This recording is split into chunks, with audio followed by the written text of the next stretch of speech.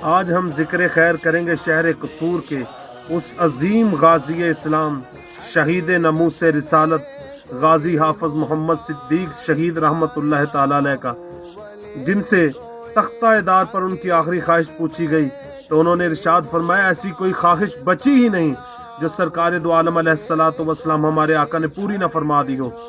آپ شہر قصور کے رہنے والے تھے۔ 1934 میں پالامل ملعون ہندو سونار جو ہندو ساہوکاروں کی پشت پناہی میں مسلمانوں کے خلاف، اسلام کے خلاف زہر اگلتا تھا، 21 مارچ 1934 کو اس ازلی بدبخت نے سرکار دو عالم صلی اللہ علیہ وسلم آقا کی شان میں گستاخی کی۔ جب اس کی یہ بکواسات لوگوں تک پہنچی تو لوگوں میں شدید غم و غصے کی لہر دوڑ گئی۔ اس کے خلاف استغاثہ دائر کیا گیا۔ کچہری سے اسے 6 ماہ کی قید اور 200 روپے جرمانہ اس پر عائد کیا گیا۔ اس کے بعد اس ملعون نے سیشن جج کی عدالت میں اپیل دائر کر دی۔ چونکہ یہ انگریز اور ہندو سب ملے ہوئے تھے تو اس ازلی بدبخت کو رہا کر دیا گیا۔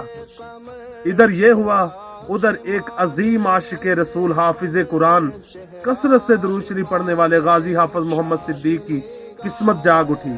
خواب میں نبی کریم سرکار دو عالم علیہ الصلوۃ والسلام کا دیدار پاک نصیب ہوا اور حضور نے ارشاد فرمایا، قصور میں ایک ہندو ہماری شان میں گستاخیاں کر رہا ہے، جاؤ اور اس کی زبان بند کرو۔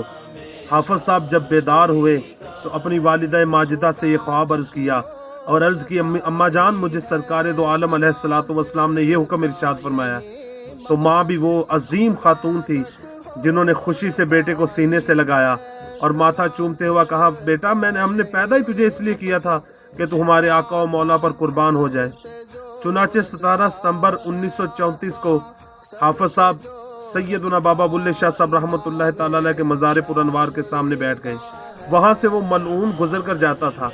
آپ دیکھتے رہے، جب وہ ملعون سامنے آیا تو آپ نے للکار کر کہا، او ازلی بدبخت، تو رسول اللہ کے بارے میں بکواسات بکتا ہے، یہ دیکھ حضور کا غلام تیری آج گردن اتارنے کے لیے آ گیا ہے۔ یہ کہہ کر آپ نے اس پر حملہ کر دیا اور چند لمحوں میں اس خنزیر کو زمین پر خون سے لت پت کر دیا۔ کرنے کے بعد آپ آرام سے مسجد کی سیڑھیوں پر بیٹھ گئے جا کر۔ لوگوں کا بیان ہے اگر آپ وہاں سے بھاگنا چاہتے، فرار ہونا چاہتے تو آپ آرام سے ہو سکتے تھے، لیکن آپ نے ایسا نہیں کیا، بلکہ اس پلید کے خون کو اپنے مبارک ہتھیار سے اور کپڑوں سے صاف کیا اور شکرانے کے 2 نفل پڑھے۔ پڑھنے کے بعد آپ بیٹھ گئے اور جب پولیس آئی تو خود ہی گرفتاری دے دی اور دوران تفتیش آپ نے ایک عظیم جملے بولے۔ آپ نے فرمایا، میں حضور پر اپنی جان قربان کرنے کے لیے آیا تھا اور میں نے حضور کے گستاخ کو جہنم واصل کیا اور یہ میرے لیے فخر کی بات ہے۔ خان بہادر، شہباز خان اور مولوی نواب بخش یہ قصور کے رئیس تھے اور ان کا جج کے ساتھ بڑا اثر و رسوخ تھا اور یہ غازی حافظ محمد صدیق شہید کے بڑے قدردان تھے۔ جب انہوں نے جج سے بات کی تو جج نے کہا وہ ایک دفعہ انکار کر دیں، بھری عدالت میں کہہ دیں کہ میں نے قتل نہیں کیا تو میں ضرور کوئی نہ کوئی راستہ ان کے بری ہونے کا نکال لوں گا۔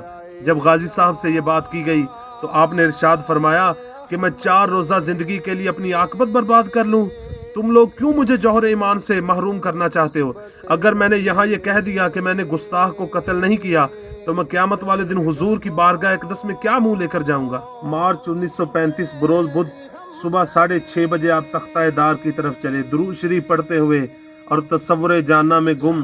جب تختہ دار کے اوپر چڑھے تو نعرہ تکبیر بلند کیا اور جب آپ کے گلے مبارک میں رسہ ڈال دیا گیا تو آپ نے لبیک یا رسول اللہ کی صدا بلند کی، پھر الصلاۃ والسلام علیک یا رسول اللہ درود شریف پڑھا اور کلمہ پڑھتے ہوئے اپنے آقا و مولا پر اپنی جان قربان کر دی۔ آج بھی حضرت کا مزار پر انوار قصور کچہری روڈ کے سامنے قبرستان میں نور کی بارش اس پر برس رہی ہے۔ ہر عاشق رسول کو چاہیے کہ اس عاشق کی بارگاہ میں حاضر ہو اور اپنے دونوں ہاتھوں سے سلام عرض کرے اور ان سے ہمت و جرت و بہادری کی درخواست کرے کہ حضور ہمارے لیے بھی دعا فرما دے کہ ہمارے اندر بھی ایسی غیرت ایمانی پیدا ہو اور ہم سب بھی رسول اللہ پر اپنی جانیں قربان کر سکیں۔